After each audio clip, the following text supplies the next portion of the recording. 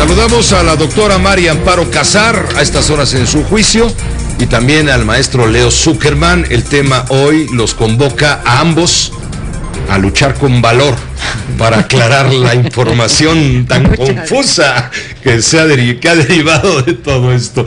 ¿Cómo estás, María Amparo? Muy buenas tardes, bienvenida. Gracias de antemano. Leo. ¿Cómo estás, Pepe? Buenas noches. Bien, buenas noches. A ver, María Amparo. Y no es confusa, es clarita. Es clarita. Es clarita, bueno. clarita. No, lo que ha sido muy confuso fue la senadora Ana Lilia Herrera. Bueno, sí, no te pudo tardó decir. 10 minutos en explicarnos lo que se podía haber dicho con no va a haber sesión hasta que no haya acuerdo para imponer un método que los del Partido de la Revolución Democrática y de otros partidos como el PT, como el propio Partido de Acción Nacional, algunos de la Acción Nacional están diciendo que van a paralizar el Senado hasta en tanto si el PRI y el Partido Verde intentan imponer el formato del voto secreto, de las 33 preguntas a uno, las 33 preguntas a otro, para decidir si se queda o no el fiscal.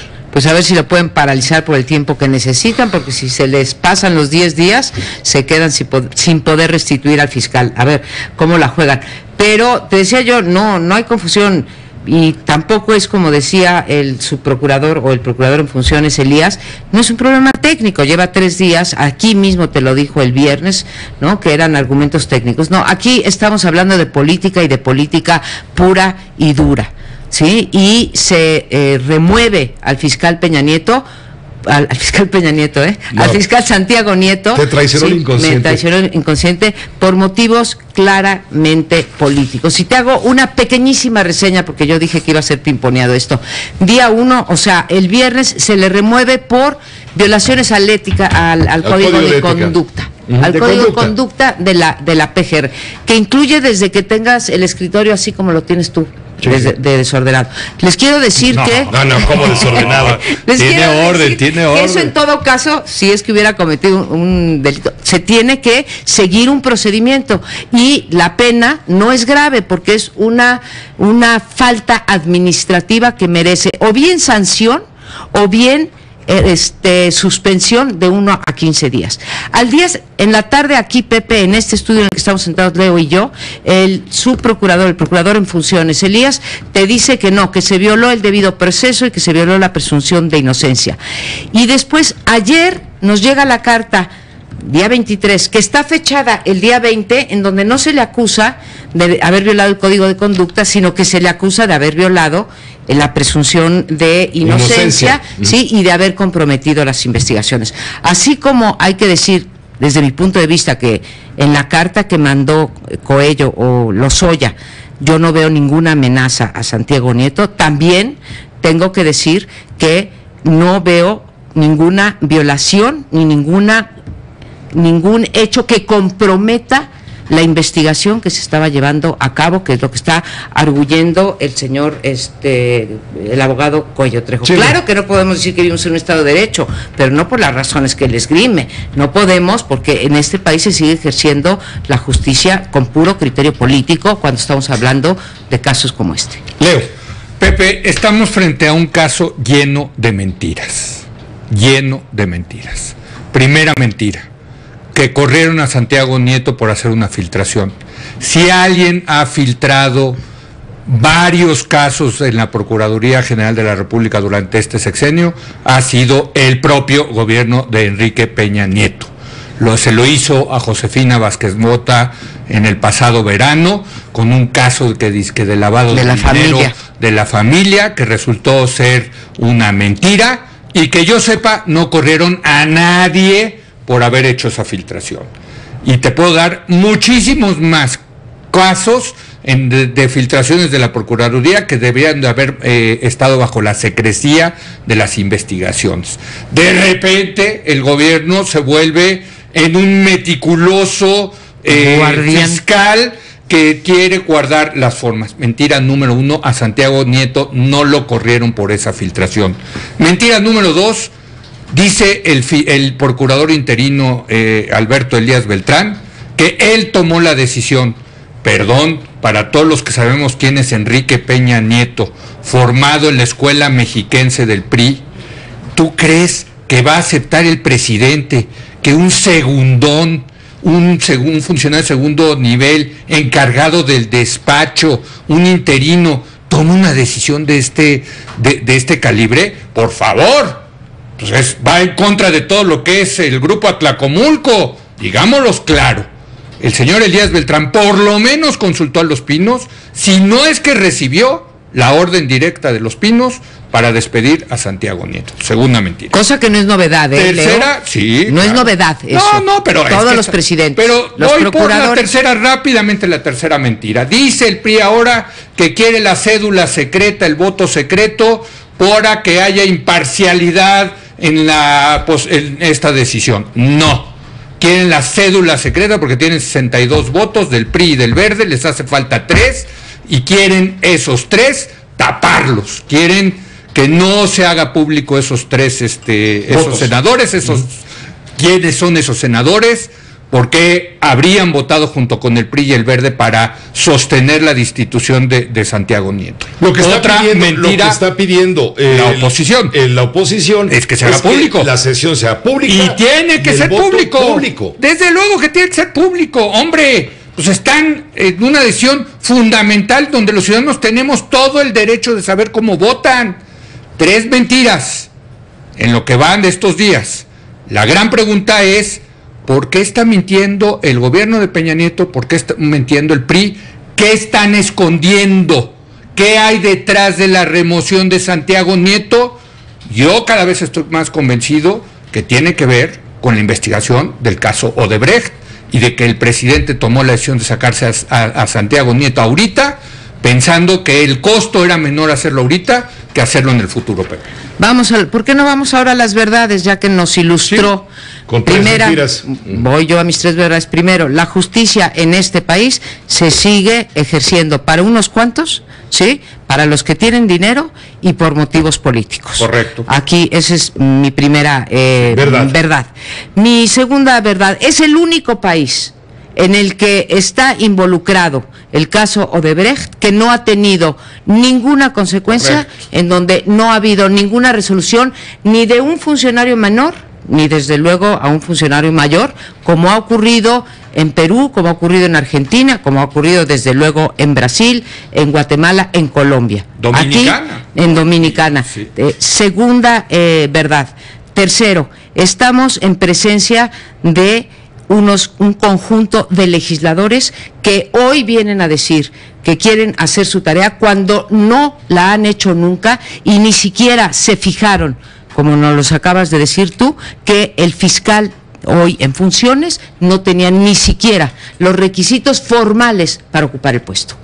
¿Sí? O sea, tenemos... Y ese es el que te ocurrió. Tenemos tenemos una democracia con una pobreza de leyes, con una pobreza de debate, con una pobreza de legisladores y con una pobreza de deliberación pública.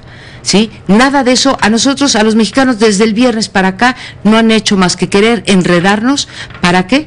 Para quitar a un señor incómodo que se llama Santiago Nieto, que estaba investigando, cuando menos, el caso de Chihuahua, en donde se le quitaba el 10% de los salarios a los trabajadores públicos para entregarlos presuntamente a un partido. Segundo, para que no digan que es partidista, estaban investigando a el PAN, que por cierto le acaban de fallar en favor de Riquelme, que sí ganó las elecciones. Estaban investigando el uso de programas sociales en Coahuila. Y tercero, estaba abierto el caso de Odebrecht, más el caso de los sindicatos fantasmas. Y como eso, y yo agradezco mucho al fiscal de la FEPADE, que mes con mes invitaba a académicos, a miembros de las organizaciones sociales, etcétera, a decir lo que se estaba haciendo en la FEPADE. Por primera vez tiene muchos defectos, Santiago Nieto, pero por primera vez teníamos información de cuántos expedientes había abiertos.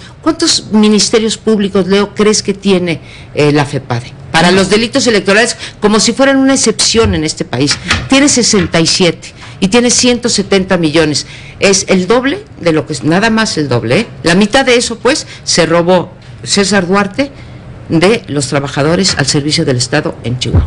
Si me permites otra verdad más, que creo que es la verdad más incómoda de todo esto. La 4. Es en el caso de Odebrecht se sabe, y María Pablo lo conoce bien porque Mexicanos contra la Corrupción y la Impunidad han estado involucrados en ese caso, se sabe de la Fiscalía de Brasil que 10 millones de dólares salieron de las cuentas de Odebrecht y acabaron en cuentas en Liechtenstein y en las Malta Islas Vírgenes. Y en las Islas Vírgenes. Exacto, eso se sabe. Es la investigación de Lavallato, contra de Alejandra Chanik y de Ignacio Rodríguez Reina, así es, que se hizo México. Pública en el mes de agosto para lo de México. Ahí detonó la bomba. Así es. Entonces, Y no ha habido una respuesta de la autoridad. La auditoría, la Secretaría de la Función Pública, a través de de Arely Gómez, el día de mañana, Sí. va a citar un informe, va a hablar de los 8 expedientes que hay de investigación por parte de la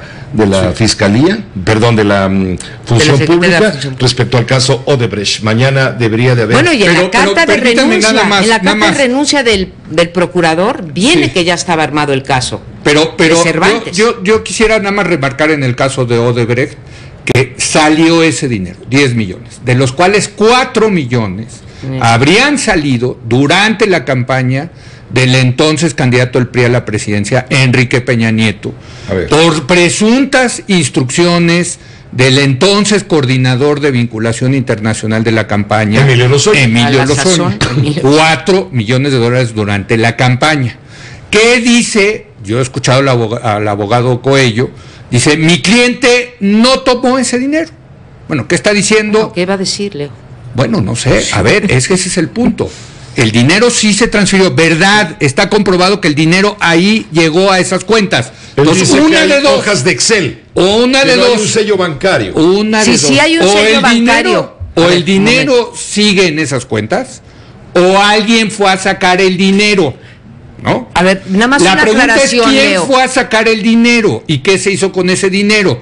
Yo supongo que Santiago Nieto es lo que estaba investigando Claro. en el caso de la campaña. Y con la carta Hoy, no compromete. Un funcionario de segundo nivel interino ha despedido a ese fiscal. Yo creo que aquí algo gordo se está escondiendo en todo eso.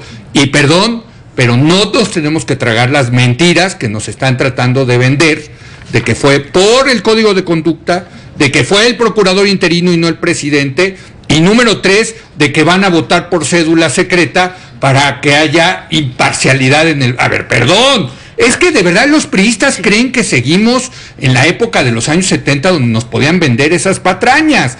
No, con todo respeto, mejor que empiecen a decir un poquito la Leo, verdad. nada más una anoche, aclaración, Pepe, déjame poner con esto. respecto a los cheques. A ver, anoche la Presidencia de la República admitió que Enrique Peña Nieto se reunió con el empresario Marcelo Odebrecht entre 2010 y 2013, pero Varias niega veces. Presidencia que hubiera recibido el entonces candidato recursos de la constructora brasileña para su campaña presidencial de 2012.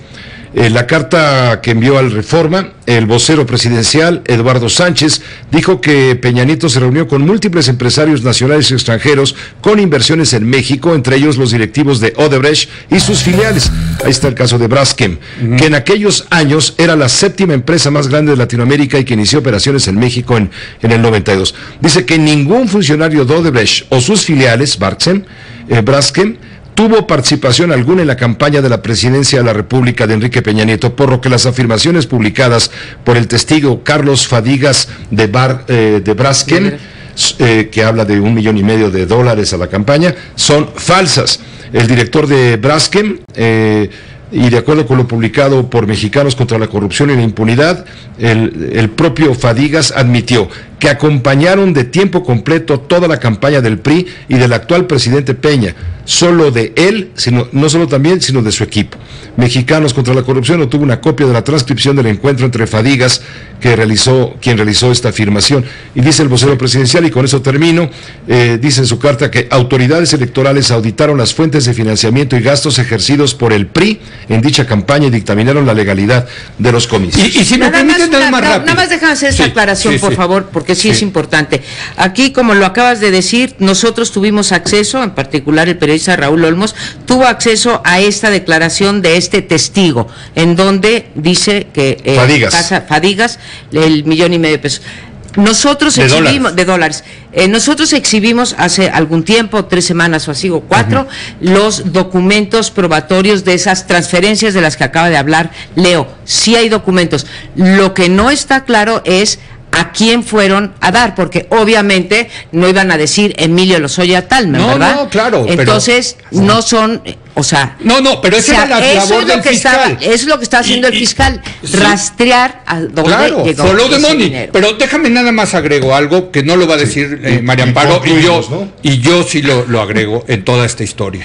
Esta historia que ha investigado bien Mexicanos contra la Corrupción y la Impunidad, como otros casos, hay que decir que los propios Mexicanos contra la Corrupción y la Impunidad han sido objeto de persecución por parte del gobierno de Enrique Peña Nieto. Simple y sencillamente les recomiendo un artículo en el New York Times que dice ahí cómo les han mandado auditorías, cómo les han hecho eso. Entonces, a ver, cuando yo, digamos, como analista empiezo a sumar las diferentes piezas del rompecabezas, empiezo a sospechar, y lo digo es sospecha, de que hay algo gordo detrás de esto, y por eso están tanto yéndose contra Mexicanos contra la Corrupción y la Impunidad, como contra el fiscal Santiago Nieto. Ahora, Lo demás, no me mientas, parece, no mientas porque no sospechas, tienes la certeza ¿De qué? de que hay algo gordo atrás.